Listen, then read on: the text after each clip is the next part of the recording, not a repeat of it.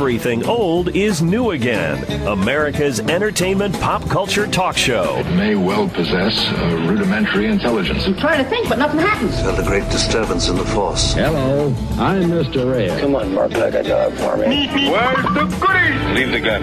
Take the cannoli. I bet you wouldn't have done anything like this if Mom and Dad were here. You filthy criminal. Excuse me while I whip this out. Go ahead. Make my day. Here are your hosts, Douglas Viviani and David Cohen. Holy great interview!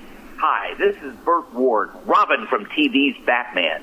You're listening to Douglas Viviani and David Cohen's fabulous radio show, Everything's Old is New Again. To the Batmobile, citizens. There we go. This is Douglas Viviani with the, let's call him Everything Old is New Again's luminary, David Cohen. Luminary, huh? Luminary. Another word for like a celebrity or bon vivant. Ah. Should have said bon vivant. Why? You consider me a celebrity, huh? We're becoming celebrities through our... association with real celebrities. Exactly. And that's exactly the point. Because this year, if you recognize or understand, Everything Old is New Again, we made a conscious decision to change our format temporarily to seek out some celebrity guests. Because I think the idea is we wanted to preserve the past, present it to people in the present, and have it available for people in the future to look at pop culture entertainment through the eyes of those who actually shaped and was part of the pop culture in the 60s and 70s. And, of course, in today's world as well. But that was our effort and our concern. 38 of our 52 shows last year contained, whether it be one of the Rogues Gallery guests or a celebrity guest. That's amazing. I didn't realize it was 38 out of 52. Yeah. Now, the 38 guests, as you certainly understand, because some of them were 2 and 3 shows of one person, but right. Yeah. We had people on the show such as Peter Weller, Paul Sorvino, Bernie Capel, Bert Ward, as you just heard, George Anderson, psychic medium, Alan Alda, of course, from MASH. Sure. Terry Winter, Lee Merriweather, Carl Gottlieb, the screenwriter of The Jerk and Jaws, and Bob Breyer, who was a great Egyptologist, as well as Walter Koenig from Star Trek, which was a great bit of fun for me. Mr. Chekhov. Mr. Chekhov was on the show. And we hope that everyone's enjoyed these interviews, and we just want to look back at 2007 as we're doing that, as we're turning 2017, yeah, sorry about that, turning the page to 2018 now. So we want to take a look at that and see what, if anything, we accomplished with that turn of events, and have some good, clean fun again now in 2018. Mostly it'll be back to the original format of David and myself with our usual arguments that you love to have, if you will, with our contemporary nostalgic look at what's going on in the world and particular genres of entertainment, and evaluating them, where did they come from, and where they're going, and what it's all about. So we just would like some feedback, maybe, in this regard. Old, new again at AOL.com. Old, new again at AOL.com. Feel free to write us. You did like, you didn't like these particular interviews and what we did. I think we did, I don't know, what did you think of, let's just ask you right off the bat, what did you think of the end result of these 38 interviews, let's say? Well, I think overall it was definitely worth doing. First of all, it was fun to talk to these people, because for you and I know personally, several of them brought us back to our childhood and helped us look at what's happening now versus what happened then, particularly Bert Ward and Alan Alda and these actors whose characters we grew up with. It was really cool to speak with them.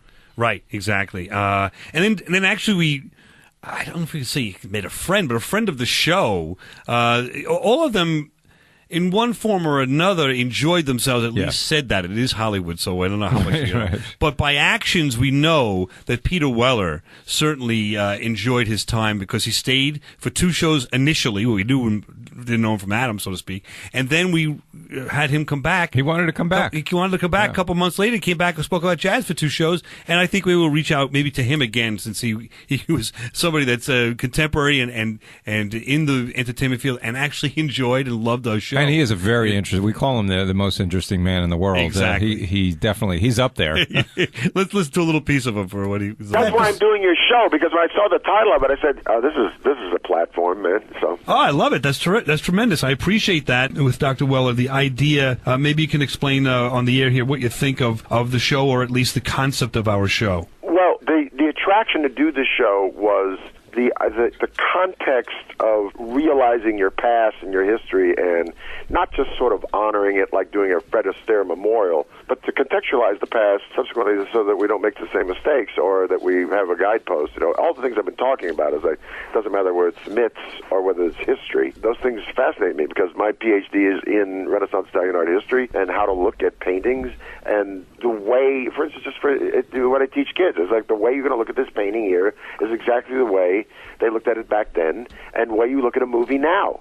So all that stuff that we talk about, what's entertaining in movies, is the same thing that entertained people in the past about art. And so everything is old is new again. It's history, man. It's the second I saw it, I said, this has got to be a history show. And pop it's culture show. Even though it's pop culture history, pop culture back in the day. Guess what? The Renaissance art was the pop culture of the day. So let's not. You got to see that. But wow, you know what? Everything in its day is pop culture. And I'm so happy to have had you. I wonder, maybe we'll have you back. We'll put you on the spot at this point if you're welcome to, anytime you like. No, David Cohen, Douglas Viviani, you guys are my new heroes, so I'll come back whenever you want. There you go. So he was true to his word. He was into it. Yeah, he was. He came back. And he time flew for sure when he was on the air, and we did have a blast with him. We also had some fun with Bert Ward. And the Batmobile citizen. And he was great with he was a great sport. The little clips. He was a great sport, and he talked about his dogs and his business with the dogs. And listen, he's into that. We have no problem talking about what these people are into now.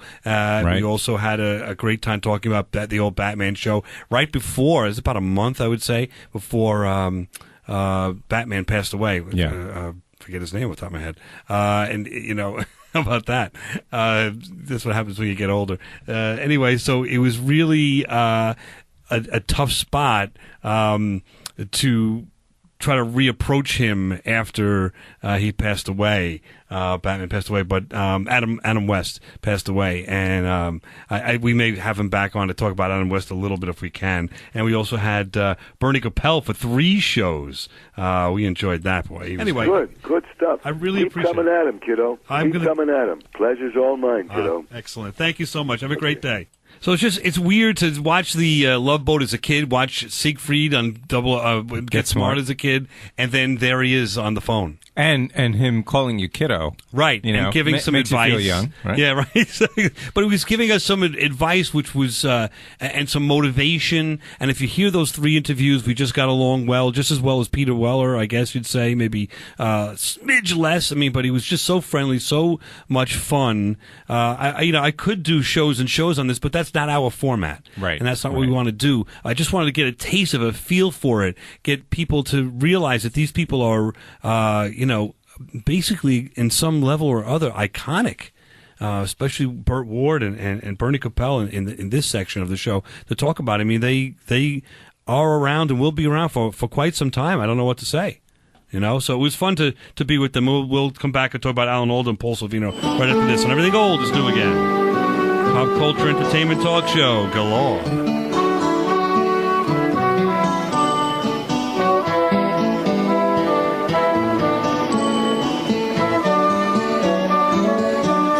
So there it is, the MASH theme. He's coming back. We'll talk about Alan Alda in a few moments, but we had a snafu with him early on, no one's fault, but we had him scheduled to come on one particular day, and we're sitting here, and the phone didn't ring, so we thought that, I don't know, we didn't know what to think. What was going Well, we were hoping nothing bad happened. Right. We hope they didn't. Like, how in the world would someone make a promise to us, to you and me, and not fulfill it? It must have been a tragedy. Or he could have actually. I was thinking he actually listened to the show the night before finally, and had decided, change of heart. I don't know about that, but actually didn't. That wasn't the case. No, that was not. And happily, there was no tragedy. So it was just a mix-up, and he ultimately did come back. And he did a great turn. Also, I thought that we had a lot of fun with him.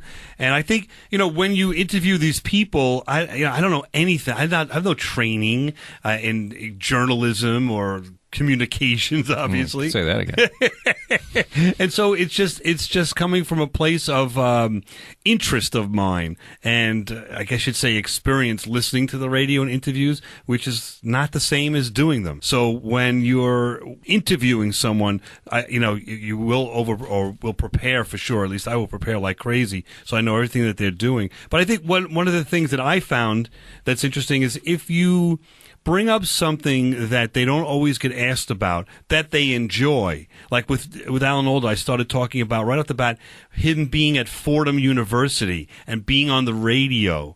And he answered right back with a smile about how he used to write his radio show on the subway on the way into New York City. That was cool. So right away, you've got a commonality where he says, holy smokes, whoever this guy is interviewing me, he did some work. He knows I was in radio in Fordham. Not many people know that if you're just a casual fan. But I think he appreciated it. All right, we'll be back and Everything Old is New again. Right after this, we'll continue with an Alan Alda, Paul Sorvino evaluation.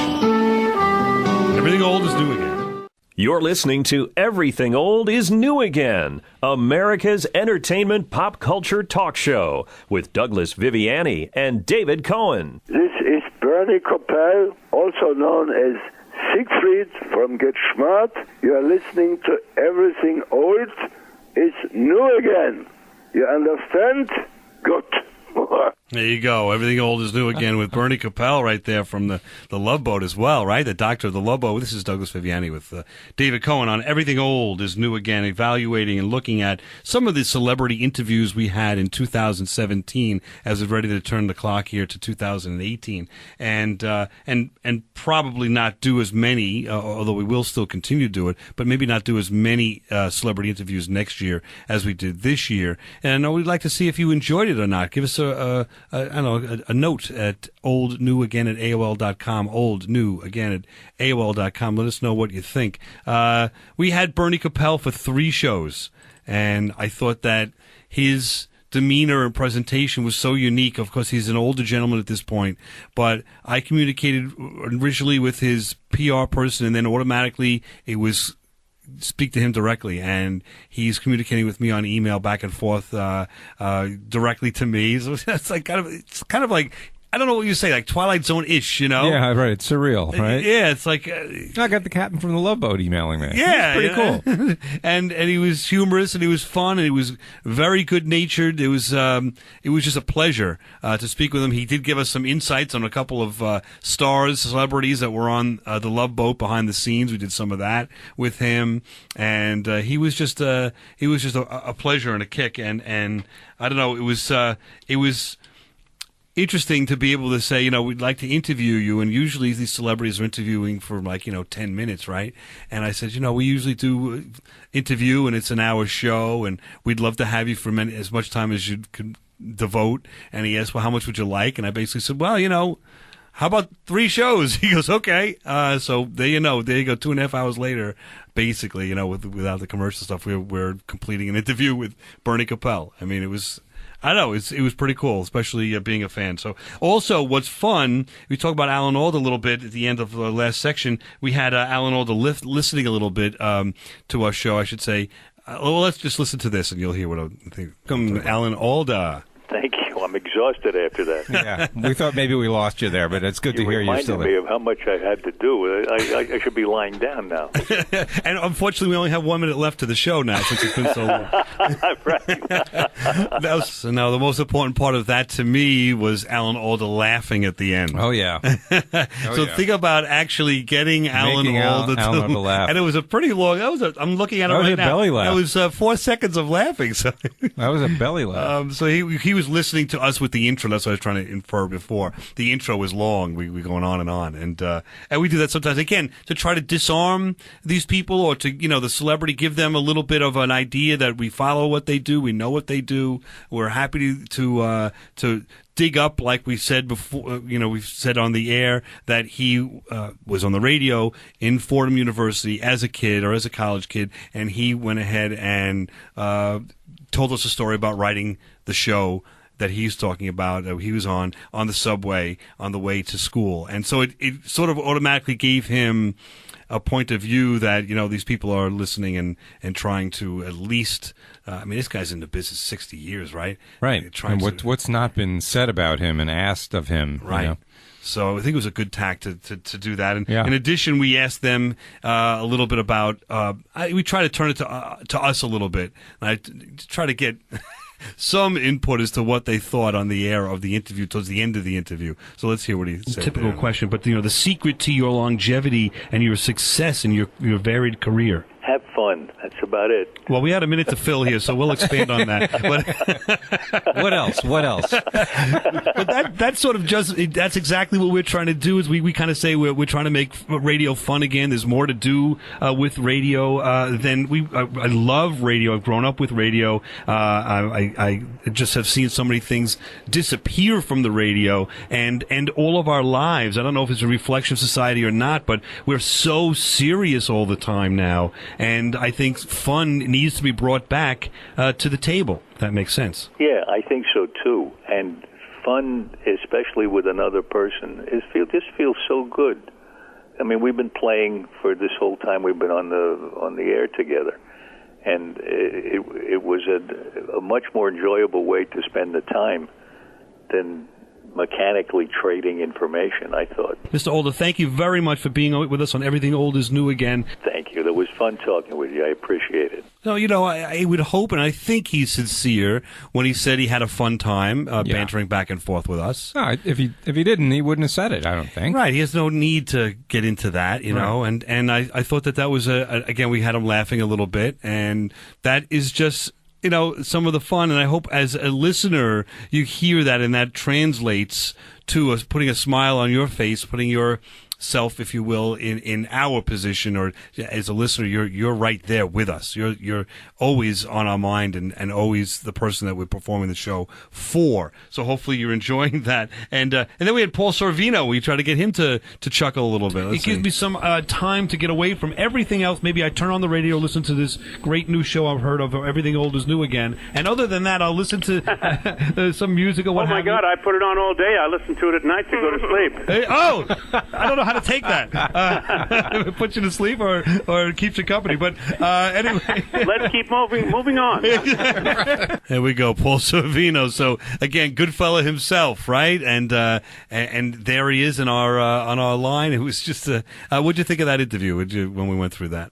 I thought it was great because you really got a sense for who he is and just what a sweet guy he is. And he was willing to talk about anything we wanted to talk about. He really was. It's true. And again, in that one, I brought up an episode, or I guess it was really like a TV movie that he did where he was a deaf attorney. Oh, right. And the gentleman from Star Trek, LeVar Burton, was his client.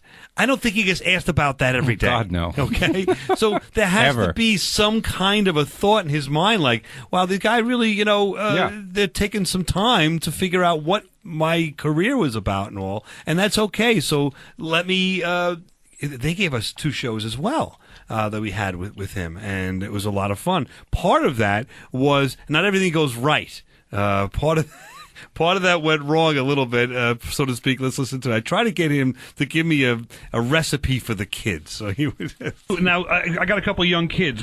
Give me something to help me get them to eat some of these vegetables. I mean, anything suggested? That's in terms hard to do. Yeah. I'm not aware of anything that looks like candy to them, that is made of vegetables.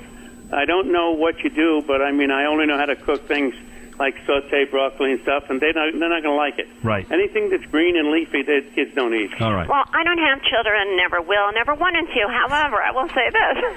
It seems like if you put a lot of cheese... We all missed that comment. That's why I had to put that in there of the indomitable David Cohen with the.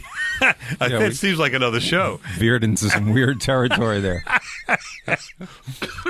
I hate kids. I don't care about kids.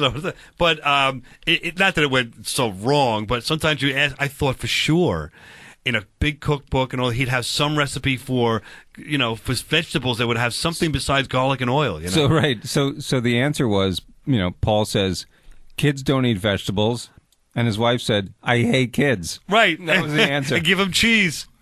on the vegetables.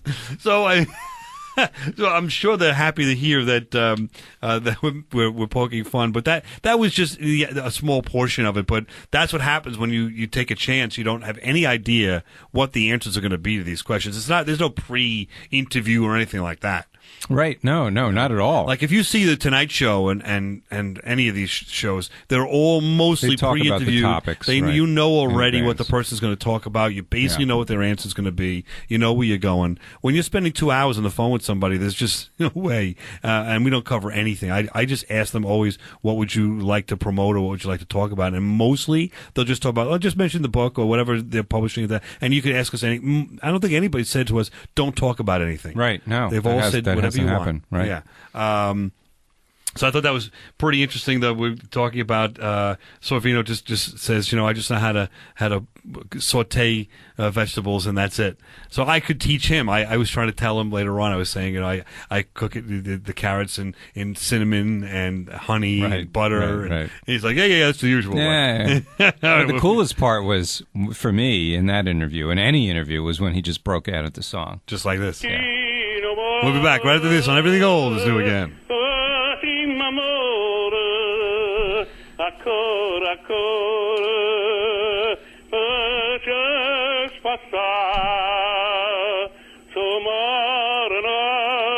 Now that was totally unexpected when he did that. We didn't ask him to sing, did we? Did we? No, we didn't.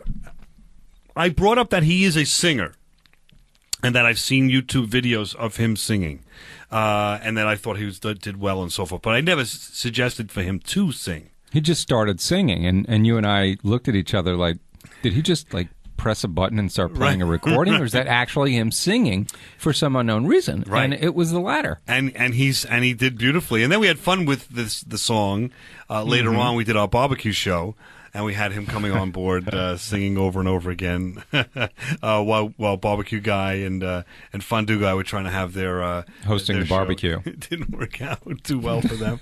But I think those are some of the most fun shows, and that's why we're going back to the original format. Is we have fun playing off each other in improv and whatever it might be, and just bantering. And the guests are wonderful, and we'll never stop doing that. But it's and it's really a lot of fun to do that. But as hosts, it's a lot of pressure. There's a lot goes on behind the scenes. A lot of preparation for these guests. Anyway, we'll be back right after this to dive into our adventures with Walter Koenig. Here at Star Trek.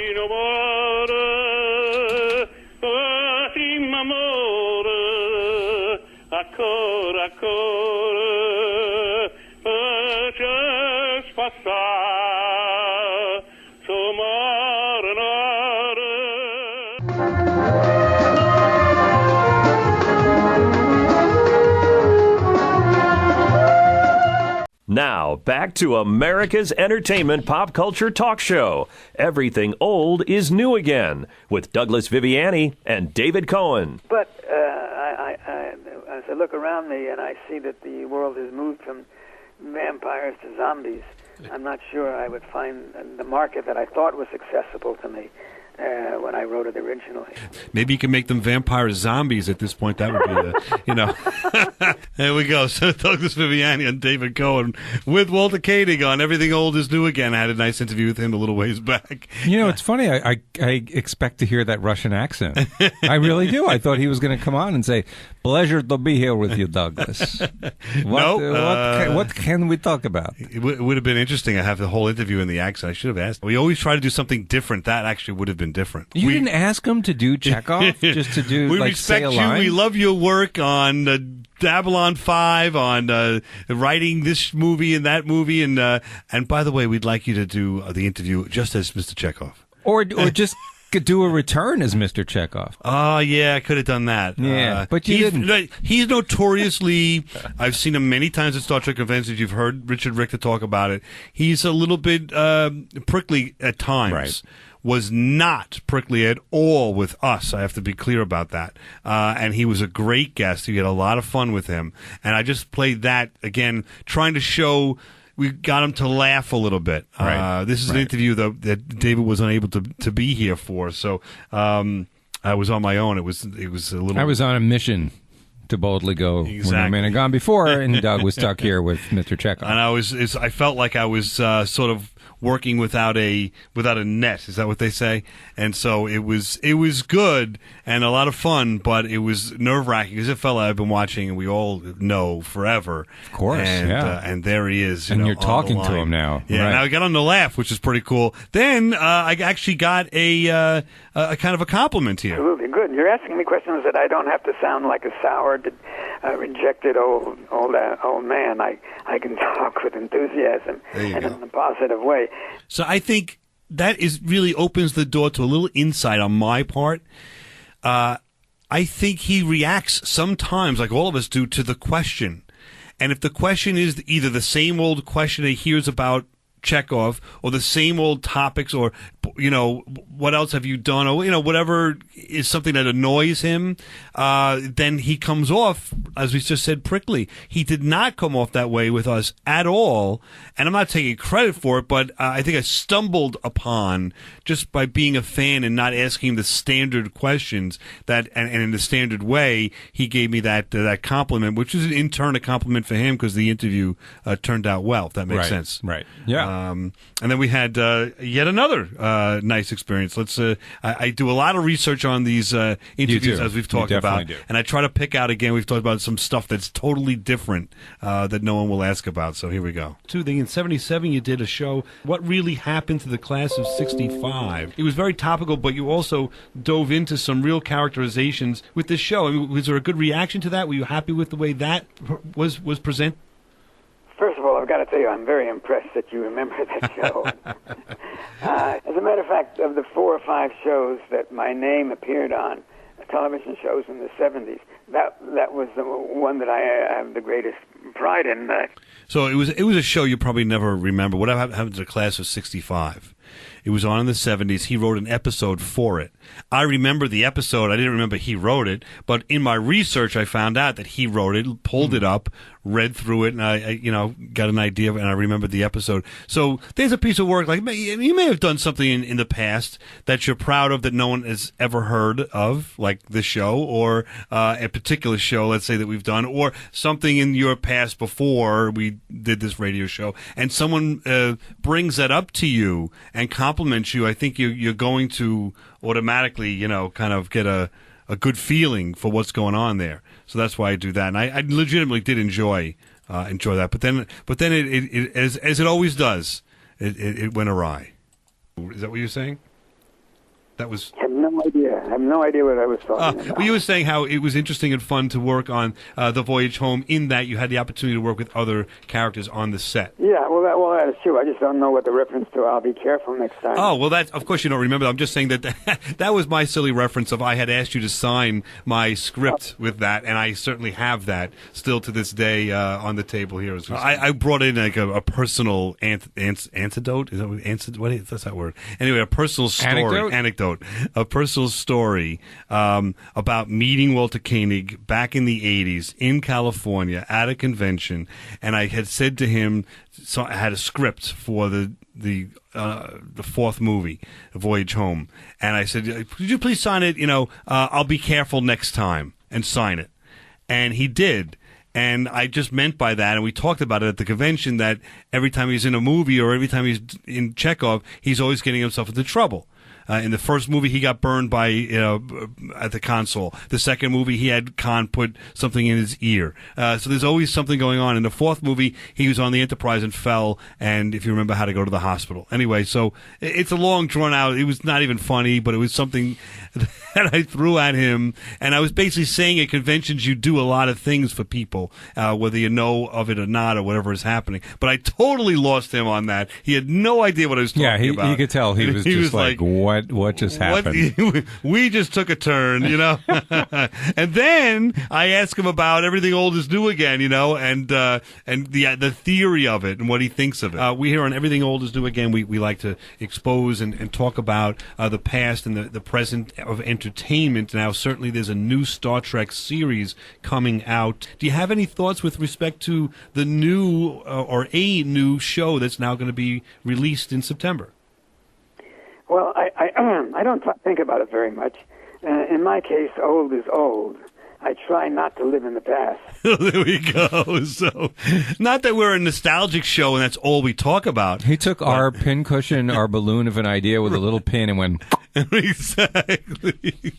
So there's Walter Your Koenig. idea sucks. Exactly. What's old is old. I mean, all right. I don't like bringing it up and get off my line. So, but that was basically what we tried to express to all of our guests and try to get them to comment in one way or another backwards about what our show is about. And, well, sometimes it works, sometimes it doesn't. He wasn't saying anything about our show. No. He was just talking about he's an older gentleman and he's not looking back. And he doesn't even care about the new series and is not really...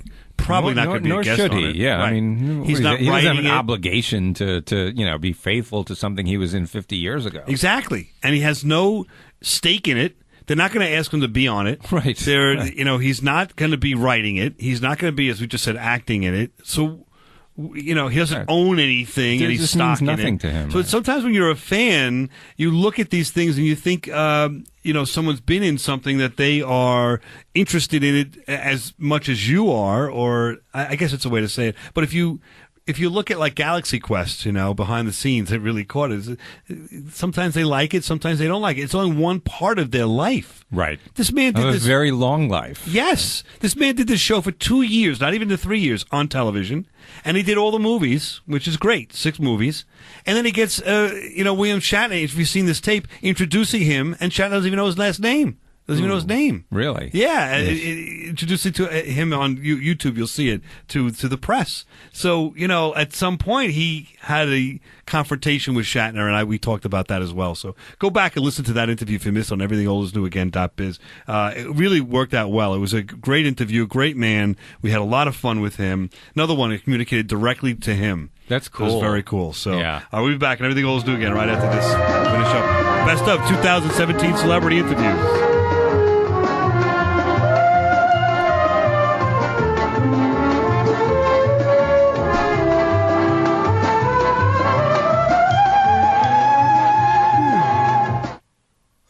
All right, so there we are. Any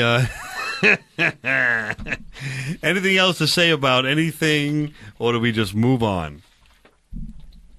I don't know. You were ready to fall asleep right there, so I feel like it's on me now to carry the next minute I'm and a boring half. myself at this point. So he did not speak a Russian accent. You know what? I didn't even realize he isn't Russian. He might be Jewish, right? Koenig is possibly a Jewish name. Possibly, yeah. So here's Russian Mr. Jew, Chekhov. yeah. As a kid, he was the only Russian person I had ever seen or heard of. Mr. Chekhov on Star Trek when I was a kid. So to this day, I'm thinking he's a Russian American. That's I guess, hysterical. right? You and really thought he was Russian? I really thought so, and he had the accent and the whole bit. And I'm listening to him like he sounds like like you and me. What? That's hysterical. That's so wow. disappointing. Now that if you were around for that interview and made that comment, we probably would have lasted 5 minutes because he would have gotten. Oh, I never would have said. I know. That. I'm just saying. Wait a minute, Walter. What are you telling me? Walter, can you do the interview in the accent? We expected the accent. That was the deal we had, Walter. You came on and you did Chekhov for the entire hour. Sound like Bernie Brillstein. What was his name again? The Wizard Agent of Oz? Yeah. Well, I admire him. What's his name? I forget. I forget his name. Something Brillstein. Maybe it was Bernie Brillstein. We'll go with it from now on. The Agent of Oz! See, you give me a minute and a half. This is what I do. Yeah. That's your fault. That's all right. Listen, podcast this is what you get when you listen to Everything Old is New Again on everythingoldisnewagain.biz. It's free. This is free airtime. It's free. That's You're right. not paying for it. Good, clean fun. All right, we'll be back right after this and finish up. We're going to talk about Carl Gottlieb, David Schulner, Terry Winter, and maybe what we're going to do with the future of the show. This is Everything Old is New Again, America's entertainment pop culture talk show with Douglas Viviani and David Cohen. Hi, this is Bob Breyer, and we're Everything Old is New Again with David Cohen and Douglas Viviani. How about that? We certainly are. Everything old is new again. And we're having some fun taking a look at the celebrity point of view and interviews that we had in the year 2017. Looking forward to 2018. By the way, if you're listening to us on a podcast for some reason, which we do have podcasts of the old shows, everythingoldsdoagain.biz, and you don't have our show in your particular neighborhood on our AM radio or FM radio station, please shoot a note to your local station. Tell them you would like them to pick up this show. They can and will do it for sure. Yes, that's happened. It's definitely happened, and we're looking forward to it happening more often. So support us, if you will, by that method, and we'll reward you back with as best a show as we possibly could do. We had Carl Gottlieb on the show, and he was a gentleman that I don't know if anybody really knew who he was, but I was watching Jaws one night, and there's almost nobody left from the movie. Right. Richard Dreyfuss, I don't think we could get. I shot a note out to him, and other than that, Spielberg, I don't think we're getting. So, I said, well, how about who's left? And the screenwriter of the movie was available. That's great. So we got him, and he was a fun interview, and he did a lot of other things, and he was involved with the Smothers Brothers and with Steve Martin.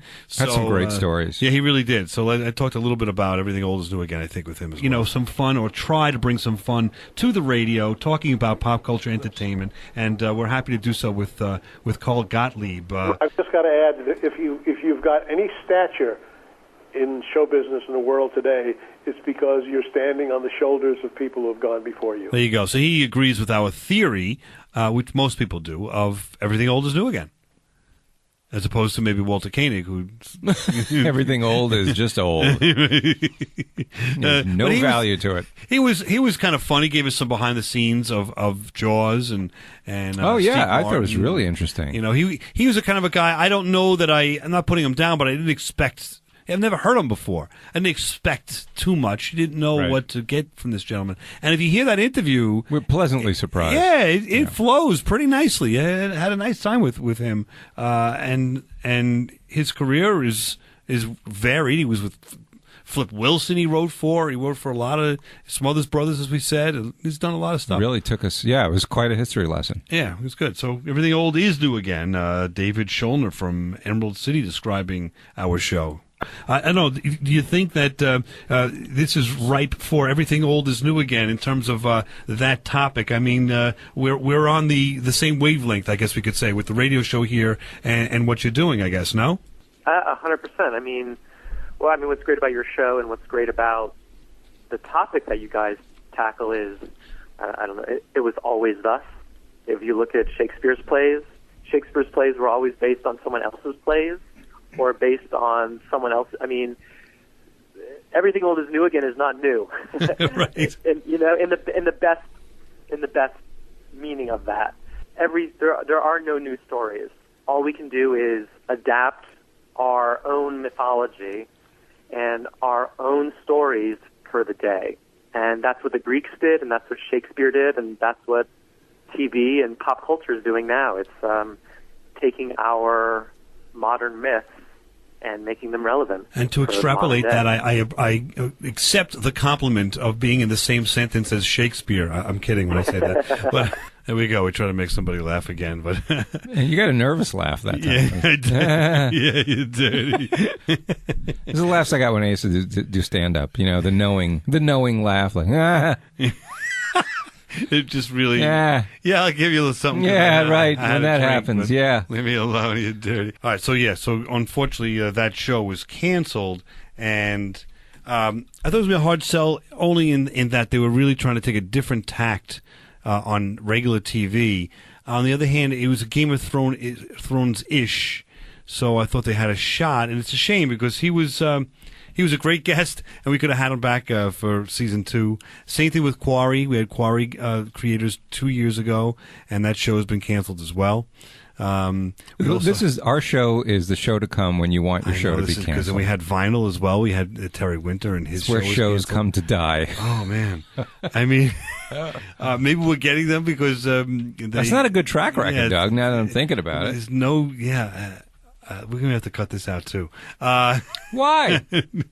But if I was a writer of a new show, I'd see that as a challenge. I would come on here and say, you guys, I'm coming back for the next 5 years because that's how many seasons my show's going to go. I would love it. That would be tremendous. But David Schulner was a great interview. He was a lot of fun. He's a good guy. He has a lot to say, and hopefully he comes up with another show. I'm sure he will. We'll just, we'll follow up with him there. And then we've got Terry Winter, a friend of ours. We had a lot of fun with him on our second visit. TV was really hugely important in my life, and I think a lot of people's life. I learned a ton of stuff from TV, and a ton of life lessons, and a ton of pretty much anything you need to know, any social situation you need to navigate yourself through, you can learn about through watching The Honeymooners. Pretty much anything. You know how to deal with bullies, how to deal with neighbors, friends, your wife, etc. It's sort of a model for behavior. And I'm obviously exaggerating, and but you learn so much about the culture and different people. And there we go, Terry Winter again. He's a multi-talented individual that won Emmys for Sopranos as a producer, as a writer. He then did Boardwalk Empire. He created that, and wrote that, and he hosted us for a dinner one night. That was which great. Was pretty good in New York City. We had a lot of fun with that. And now he's off and living in La La Land. L.A., back to L.A. I'm sure we'll hear from him again soon. Something's cooking. I would love to see. Yeah, right. You don't just move to L.A., right? I'm guessing. Yeah. Something going on.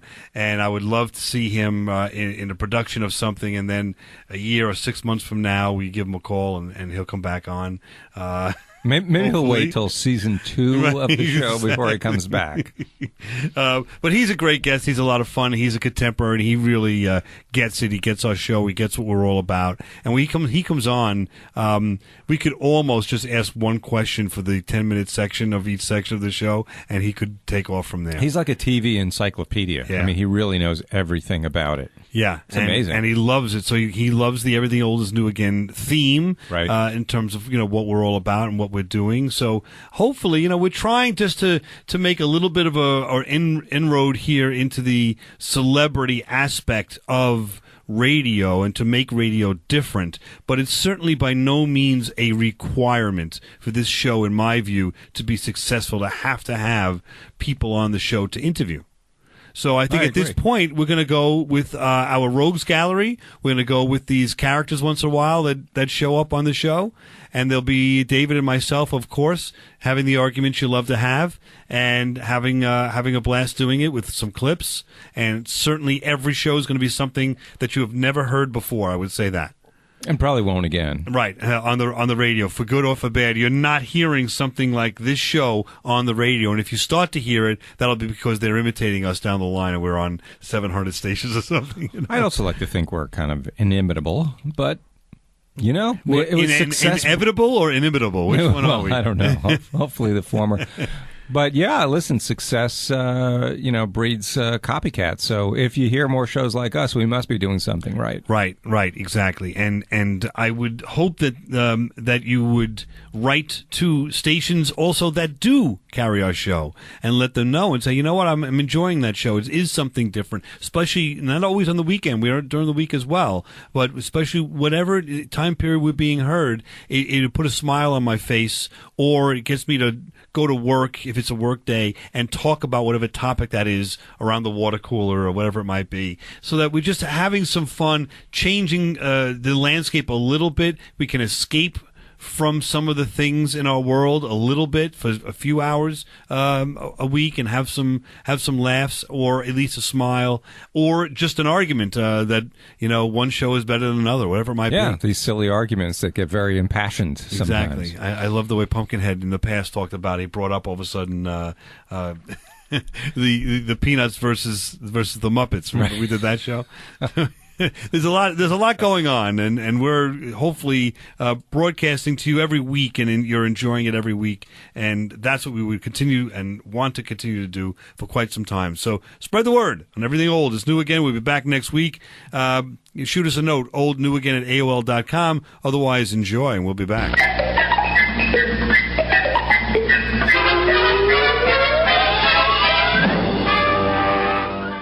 Barbecue guy here from Everything Old is New Again. Going to do a little recipe for you. I'm with the Fondue Man. How you doing, Fondue? Good, barbecue guy. How are you? I'm doing good, thank you. I got a nice steak marination for you. You know what a marination is? A marination. I've heard of marinating. But yeah, well, you put it in a Ziploc bag. You're going to do is you're going to put your steak in there with a... Do you mean Ziploc? Yes, correct. 1 tablespoon of cider vinegar, 2 tablespoons of real honey, salt and pepper, fresh parsley, and do me a favor, a little dash of water. You marinate that in your Ziploc bag overnight with the steak. Wait a minute, you forgot an ingredient. Huh? Yes, I believe you forgot the mustard. Mustard in a marination? Oh, it's heavenly. And Really? there's a particular mustard that I enjoy using, Bowers mustard. Well, I've heard of it. I mean, that's the stuff they use at the NASA Coliseum there in Long Island, right? Exactly. Bowers Mustard. You can buy a jar online, barbecue guy, at abowersmustard.com. That's ABAUERS mustard.com, or from your local stores listed on their websites. What's the website again? What are you saying? A Bowers with an S? What? A Bowers with an S. abowersmustard.com. All right, I'm going to go do that. I like the mustard there. The mustard's good for a hot dog, too, by the way. You want a hot dog? Sure. Put it right on the grill right there for you. I'm just thrilled we actually agree on something. Oh, yeah, they got a little horseradish in there, too. I love it. It's fantastic. It tastes Bowers delicious. Mustard. Bowers. A Bowers. Mustard.com. You've been listening to Everything Old is New Again, America's pop culture entertainment talk show. Find us on the web at everythingoldisnewagain.biz. That's .biz. See you next week. Same bat time, same bat station.